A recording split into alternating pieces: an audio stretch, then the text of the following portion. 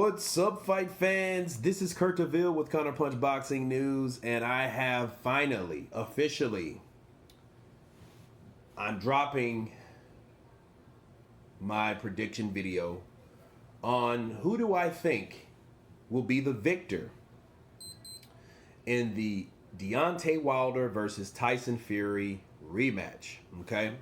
First of all, before saying so and calling it, I have to put all the cards on the table, okay? We have Deontay Wilder coming in at 6'7", 83-inch reach. We have him about 220, 223, around that weight limit. We have Tyson Fury, 6'9", 85-inch reach, 269 pounds, okay? And we have two guys, two different styles. What has really changed? You know, another element that I heard yesterday in the first fight. What changed from the first fight to this fight? Change of trainers on Tyson Fury's behalf. We had a bad cut in his last fight. He looked like he was overtrained in his last fight. Deontay Wilder, what has changed since the last time they fought? He's less wild. He looks like he's more patient, more controlled. He's better in rematches, like we know. I see this fight going one of two ways. First off, quick answer. If it goes to the distance, Tyson Fury wins. That's if, though. A big if. Because I say a big if. Because Tyson Fury's vowing to fight a different way. He's vowing to take the fight towards Deontay Wilder. He's deciding to do what Canelo did in the Golovkin rematch. That's exactly what he's doing. He's coming towards the fire. He's not running away from the fire. He's not dancing like the matador. He's coming like the bull, okay? At the bull. So it's bull versus bull. Punching power. People in Tyson Fury is regarded as a pillow puncher. He's regarded as a person that can't punch, that he doesn't have the ability to knock people out. Well, with 20 knockouts, with 29 wins, I would say that's not so. Also, I would say this. Tell that to the 12th round in their last encounter. Deontay Wilder was hurt. Deontay Wilder got hit with a right hand, followed with a left hook. He staggered back, same time putting his guard up as though he was retreating. He was getting out of that situation. He was backing up. He was backing up Deontay Wilder. Think about that. If you see Deontay Wilder in the last fight, after Tyson Fury arose, of course, he got hit with a right hand and a left hook, made him buckle, you know, and he retreated from that attack momentarily, okay, because he was hurt. I don't care what people try to say. I don't care if you're a Wilder fan. I don't care what you say. That guy was hurt. The legs don't lie, and he did a dance, people. His legs did the buckle dance, the famous buckle dance of you've been hurt, you've been rocked, you've been stumbled. This is what happened. This is what Tyson Fury, the quote-unquote pillow puncher, did to Deontay Wilder. So I don't buy the bullshit about the pillow punching. I don't think he can knock you out with one punch. No, I never said he could. Could Deontay Wilder? Sure he could. He showed it the last two fights. Ortiz, Brazil. He showed us, okay?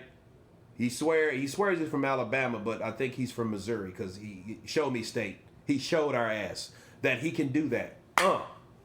Two punches, two people, two knockouts. That's what he showed us. Okay, we've got that. He has that power. Now, the problem is, I would tell you that this would be Tyson Fury. Tyson Fury could box his way to a victory, but Tyson Fury doesn't believe in that anymore. He doesn't believe in the Ben Davison psychology or the old Tyson Fury. He wants to become someone new. He wants to become this Kronk's gym knockout artist from yesteryear of the fighters of old. He wants to become someone that he is not, and he admitted that he's not. So This is what we have. We have a guy that is accustomed to boxing and moving, being slick, being quick, being awkward, being irky jerky, getting out of the way of those big punches, throwing combinations to the person that he says that he's trying not to be, but he's becoming. That makes no sense. He says, the Crocs, Javon Sugar Hill, the Crocs gym trainer, wants him to sit down on his punches. I think if he fights that way and he doesn't get his punches off, the type of punches that he has to put together. Now, mark my words, I think he can put punches together that hurts Wilder. I think he can. I think he has to believe like Deontay believes. He has to speak it, believe it, receive it. He's already speaking it, but does he believe it? And if he believes it, he will receive it.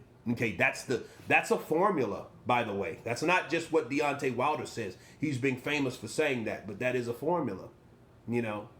Is what you say versus what you believe and the faith behind what you believe. If you don't believe it, that means you won't have any faith of putting it into work. So you're just talking. Okay? So if he believes that he can put together the punches, because again, it won't be one knockout punch. If he believes that he can put 3 or 4 of those punches together, rapid fire, Manny Pacquiao punches, the type of punches that he was hitting Tom Schwartz with, those type of punches. If he can put those punches together and convince whatever referees in that ring that Deontay Wilder's not fighting enough, right? And he's not exchanging fire, he has to put them together in rapid succession, because if he doesn't do that, Deontay Wilder is going to regain himself because he is a tough fighter. He can withstand punches because he braces for impact. He doesn't have time to slip and move because he's never learned that in the gym, people. I don't know if he learned or started training because he was 20 years old and started late, or he just refuses to learn how to bob and weave. He just doesn't do it, okay? But since he doesn't do it, he's strengthened and hardened himself to take these incoming punches. So he's able to take those punches. So if he's going to put his guard up like that, well, Fury has that, bam, hit yourself. He's classic 4, right? He might even punch himself. But he has that rapid fire speed to do so. But if he's sitting down in his punches and he's actually throwing them, he's not going to be as fast as he would in the Schwartz fight. Because, again, he didn't have Javon Sugar Hill in the Schwartz fight. He had Ben Davison. He was going by the Ben Davison, the old Tyson Fury way. So this new way is very experimental. So I don't know if he's going to go in to a fight looking the same way. He might go in like Triple G tried to when he was with his new trainer, okay? So it might be kind of something that he's trying to learn and trying to implement, but his body language is trying to tell him to do something else because that's what he's accustomed to. Let's hope,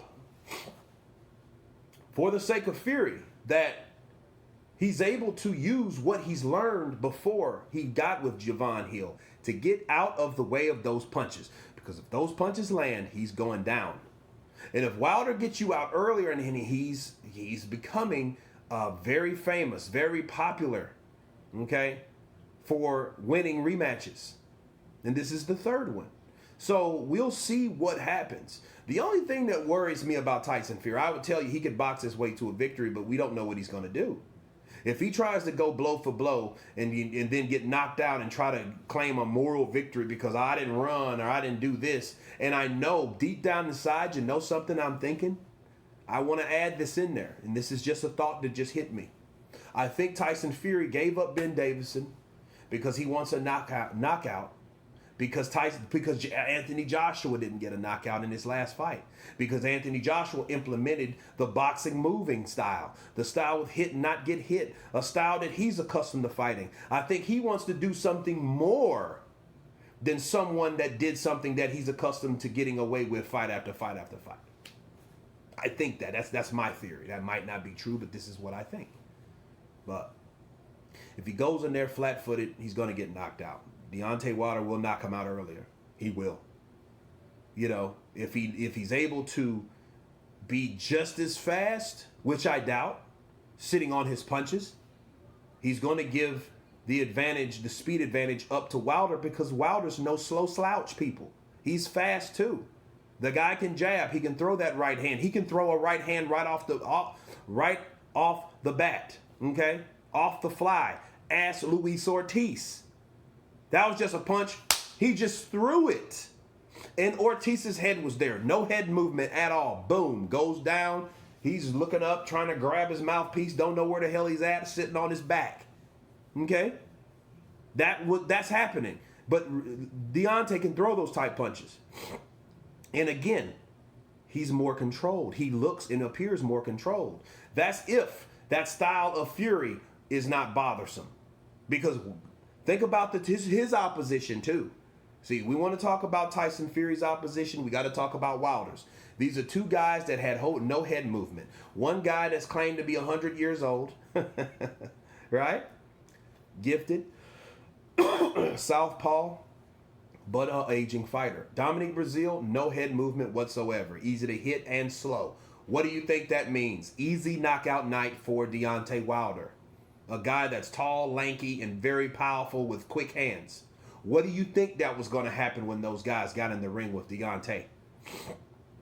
What are you wishing on for, a miracle? No, that doesn't happen normally. Okay? So, Tyson Fury's not that guy, but if he's trying to become more flat-footed, it's ironic because he's becoming like the fighters that got knocked out by Deontay Wilder. Okay, so again, it depends on what Tyson Fury wants to do, but it was a good sign, again, that he did not allow people to see what he was doing in the ring. Because regardless of what he says, it doesn't matter what he says. It matters what he does in the ring. That's why he doesn't want anyone to know what he's going to do. It's all spontaneous. But believe you me, I think Tyson Fury has some tricks up his sleeve. And mark my words on this. I think if Tyson Fury finds out, and he might find out the hard way, but remember, he did survive 2 knockdowns from Deontay Wilder in the first fight. So if he did try this particular new strategy from Javon Sugar Hill and gets caught, there's a possibility that he's able to get up, and not only get up, to win the rest of the round like he did the first fight. So it's not all in all, people, that if he gets hit, he's just automatically going to get knocked out. Because what we learned from the first fight, he went down twice. Unless Deontay's getting stronger. If that's the case, I don't know what to tell you. You know what I mean? We got to ask Ortiz and Breazeale about that. Really Ortiz, because Breazeale never felt punches like that, and he didn't respect the punching power, honestly.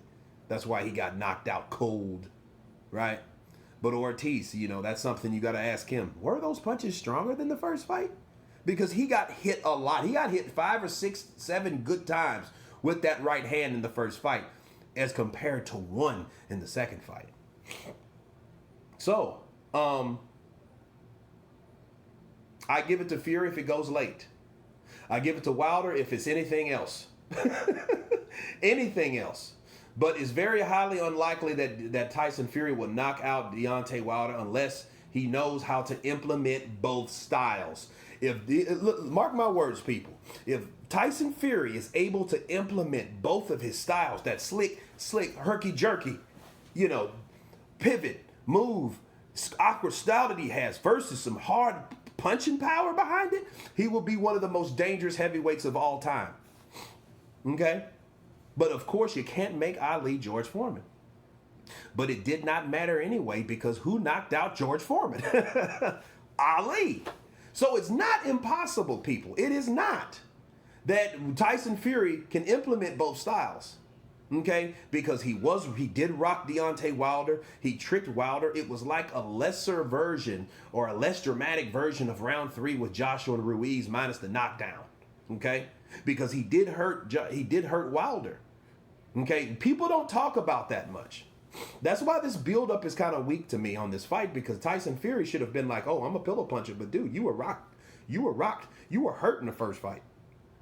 I just didn't want to knock you out because I really just didn't want to get knocked out myself, but since he's previously went down and that could have happened, so he played it safe. Maybe what Tyson Fury's trying to do is he's just going to be more aggressive like Freddie Roach recommended. That's why Freddie Roach and Ben Davison got into that debate, that argument or that disagreement, right? So, it's a 50-50 fight, people. But I think the competition catered to both guys. So the competition has nothing to do with it, because you can say, oh, well, Tyson Fury hasn't fought anyone to prepare him for Deontay Wilder, but guess what? Who did he fight before he fought Wilder? Two lesser known opposition. So that doesn't matter. It matters what these guys are going to do. But Tyson Fury, the danger of something that's already fixed, or is something that's not broken he's trying to fix, could be disastrous. Wilder's going to do the same thing. He has the same trainers. He has the same mentality. He's doing everything the same. He's just going to be more patient this time. So the advantage is really in Deontay Wilder's favor. Because he got the 2 knockdowns, and in confidence-wise, he feels that he can get him out earlier. Okay? So, again, Tyson Fury can outbox Deontay Wilder, but he's not... I don't think he's confident in that. He thinks he's going to get robbed. He thinks that's going to be the case, so he thinks he has to knock him out. So that could be his downfall. So Deontay Wilder by knockout early, or round 5 or 6, or Tyson Fury wins by decision after he gets dropped. But if he gets dropped again, we might be in the same situation we was in the first fight. And let's hope to God that does not happen. But that's my prediction, guys. You tell me what you think. Of course, please subscribe. And you all been counterpunched. Peace.